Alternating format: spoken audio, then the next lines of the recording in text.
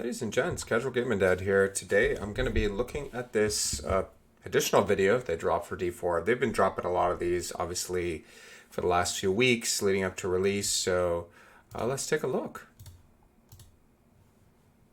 I'm just soaking up everything D4 right now.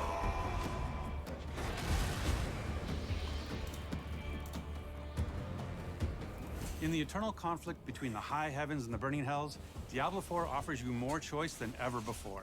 Player choice is infused into everything, from how you look, the skills you use, the loot you equip, your path through the non-linear story, to how and when you choose to explore the shared open world. We want players to play their own way and have their own choice of how they're going to build their character. Between all of our different systems, you can really create a custom character. I really like that they're showing us all the devs. Like, these are two new devs, these last two right here, that we haven't seen before. So we're getting, the devs are getting a little bit of FaceTime, and I like that. That's good. That's very nice. In ways that was not available in previous Diablo titles. When you log into Diablo 4, the first thing you're gonna have to do is create your character. And those familiar with Diablo are gonna be very familiar with the screen with all the classes sitting around the campfire.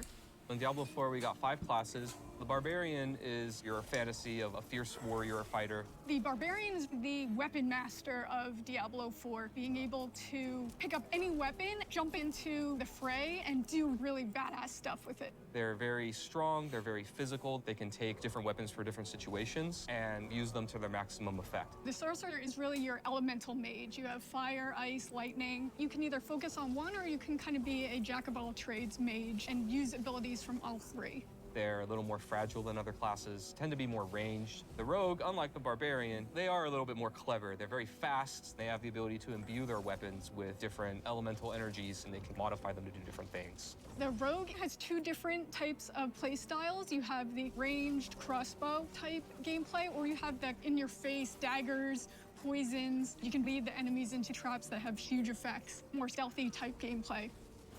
And the Druid is really this shapeshifter. When you cast certain skills, you change your form, what you look like and what you can do. They can turn into werebears or werewolves. If I cast a werewolf skill, I turn into a werewolf and I do werewolf things. If I cast like Pulverize, for example, which is a werebear skill, I turn into a werebear, I slam the ground really hard. Fits the fantasy, it's pretty cool. They can also Awesome. master Honestly, nature it's so magic cool. with earth and storm magic. Last but not least, we got the Necromancer. They raise armies of the dead. They have different types of minions. You've got your skeletal warriors, your skeletal mages, and then your golem. You have blood magic or bone magic that you can also take advantage of and tackle combat that way. If you've played a previous Diablo game and you enjoyed a certain play style, you can actually bring that into Diablo 4, or just try something completely new. No matter which class you play, there's going to be multiple different avenues and fantasies that you can chase. You can customize your character in ways you've never been able to before, with near-endless character creation and transmog options. In previous Diablo games, you had to be attached to certain archetypes and look a certain way. And in Diablo 4, it's really up to you how you want your character to look.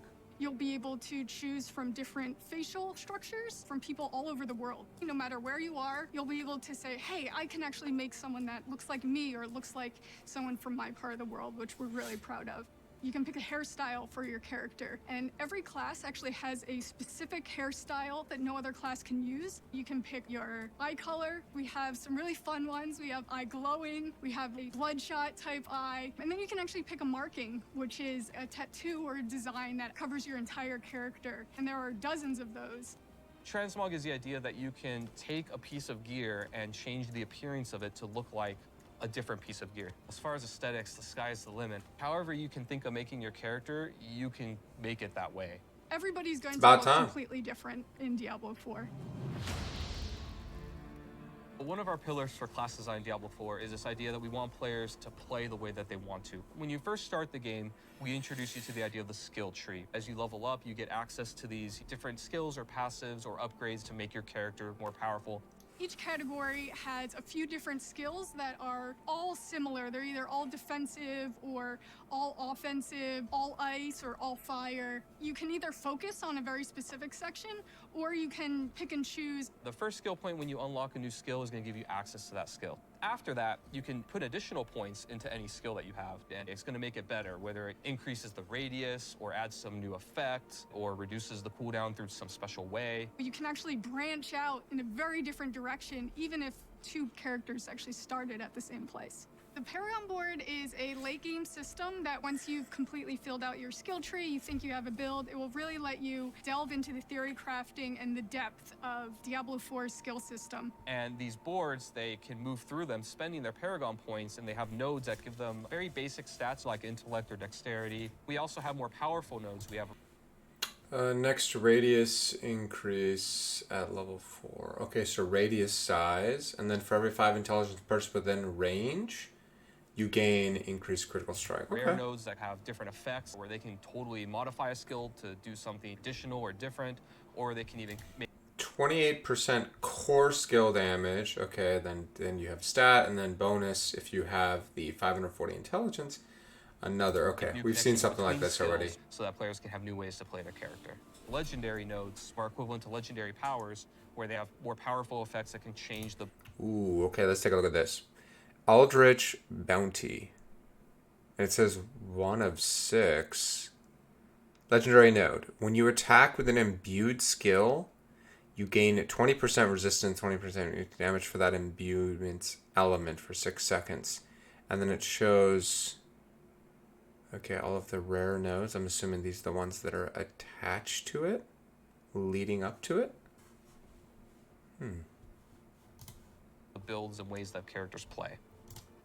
Okay, and then there's another one. Oh, cheap shot. Okay, so it says 2 of 6. Those are the nodes you have access to. Okay. Cheap shot. You deal 5% increased damage to nearby enemy. It's crowd control. Okay, you know. You can start planning this long journey of, okay, I want to hit this node, and then I want to hit this node. I'm going to apply this board, and I'm going to start from this side, and really just get into a super complex, very specific build for your character. Legendary items are really rare. It's definitely a lot more interesting than the Diablo 3 version, so we'll see.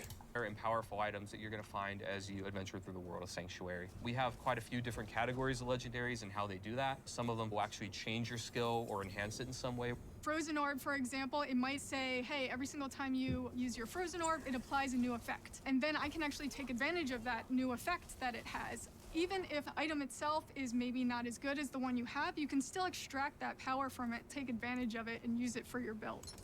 One thing that our players can look forward to is that a lot of our classic, really rare, and most powerful items from previous titles are going to be returning as unique.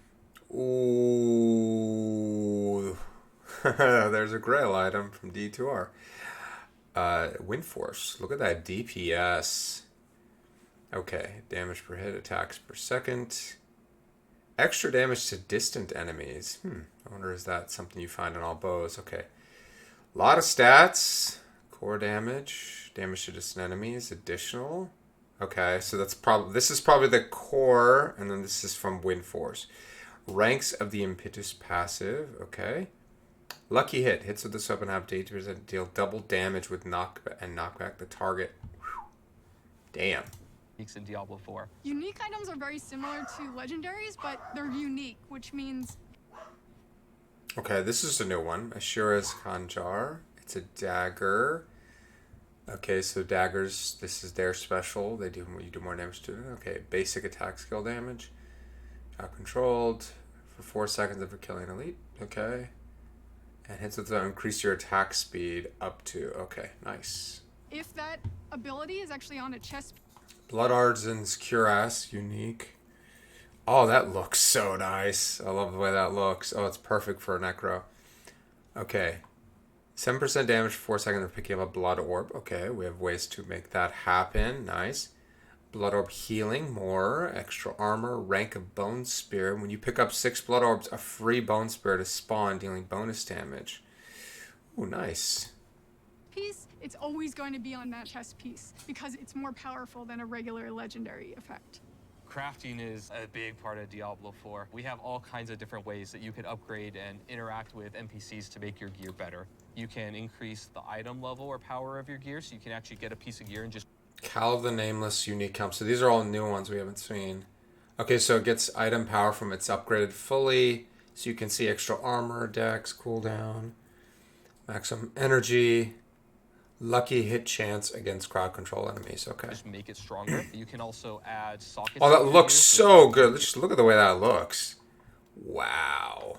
gems inside of it. There are a lot of different ways that players will be able to customize their experience in Diablo 4. Every single player is going to have a different experience and a different I love build that. at the end of the day. Because we have all of these different ways to make your own character, there's a lot more possibility compared to previous titles of how you want to play, how you want to build your character. We really are doubling down on this idea that you can look the way you want, you can play the way you want, you can really make your own fantasy in this game. Hell welcomes all, and so does Diablo 4. In the coming weeks, we'll be sharing even more about how to play your way. Now, our launch on June 6th is getting closer. Closer still if you got early access. And we can't wait to see you in Sanctuary. Hail Lilith, Blessed Mother. Hail Lilith. Yes. Okay, that was a nice. That was nice. We got to see, we got teased with a few uniques, and I think for me that was the kind of like the highlight. Seeing some of the way that some of those items look, I think that's going to be really cool. Honestly, it's going to be really fun to kind of just customize your character the way you want it to look and whatnot. So that's awesome. They seems like they nailed it there with that. All right, stay tuned for more Diablo content. Play the beta coming up soon. I'll be on there. Laters.